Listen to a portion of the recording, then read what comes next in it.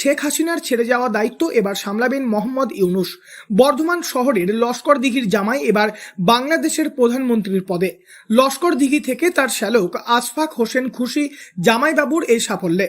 শান্তিতে নোবেল পুরস্কার প্রাপ্ত অর্থনীতিবিদ ডক্টর মোহাম্মদ ইউনূসকে বাংলাদেশের অন্তর্বর্তীকালীন প্রধানমন্ত্রী পদে নিযুক্ত করার সিদ্ধান্ত নেওয়া হয়েছে এবং তারপরই শহর বর্ধমানের লস্করদিঘি এলাকায় তার শ্বশুরবাড়ির লোকেদের মধ্যে শুরু হয়েছে এক আনন্দ উচ্ছ্বাস।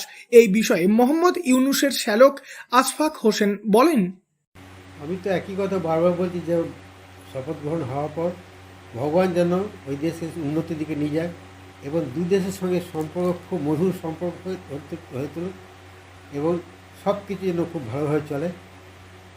আর বারবার আমি এক কথাই বলি যে আমাদের ট্রানজিট ভিসা ব্যবস্থা করে দিই দুই পক্ষ, যাতে আমাদের ভিসা পেতে অসুবিধা না হয়, কেন অনেক কষ্ট হয়।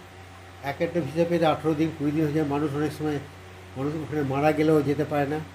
এইটা একটা আমার সরকারকে ওই সরকার দুটোই দেখা উচিত। আমি এখন যাবো না, আমি যাবো শীতের সময় যাব, কারণ আমি গরমের সময় এখন যাবো না। আর আমার এখন কিছু কাজ হচ্ছে এখানে, আমি যেতে পারছি না। আর শুভেচ্ছা তো আমি ফোনে জানাবো, কংগ্রেচুলেশনটা ওনাকে। বাংলাদেশের মানুষ ভালো ভেবে ওনাকে চুজ করেছে এবং উনি জানেন, সবাই জানে যে উনি একটা সুন্দরভাবে দেশকে পরিচালিত করতে পারবে এবং আমিও চাই যাতে উনি দেশকে সুন্দরভাবে সবাই মিলে, যে কয়জন ক্যাবিনেট আছে সবাই মিলে সুন্দরভাবে দেশকে চালিত করে, সব রকম ঝামেলা থেকে মুক্ত হয়। এটি আমিও আশীর্বাদ করি, আমার প্রার্থনা করি ভগবানের কাছে, ভগবান যেন আমাদের সবাইকে ওনাকে সুস্থভাবে, ওনার ক্যাবিনেটকে সুস্থভাবে চলার এই রাস্তা থেকে। মোহাম্মদ ইউনূসের স্ত্রী আফরোজা ইউনূস। জানা গিয়েছে আফরোজা ইউনূস বর্ধমানে স্কুলের পড়া কমপ্লিট করার পর তার এক দাদার সঙ্গে ঢাকা চলে গিয়েছিলেন। পরবর্তীতে সেখানেই তিনি উচ্চ শিক্ষা লাভ করেন এবং তিনি অধ্যাপিকার চাকরি পান।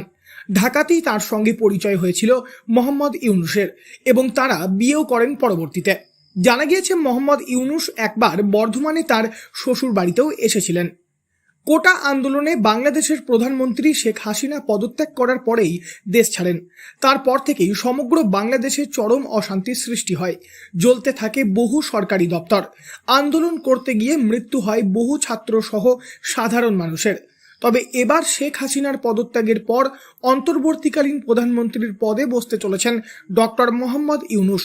এই খবর শোনার পর থেকেই শহর বর্ধমানের লস্করদিঘিতে অর্থাৎ মোহাম্মদ ইউনূসের শ্বশুরবাড়িতে শুরু হয়েছে আনন্দ উচ্ছ্বাস। পূর্ব বর্ধমান থেকে বনোয়ারিলাল চৌধুরী, লোকাল 18 বাংলা।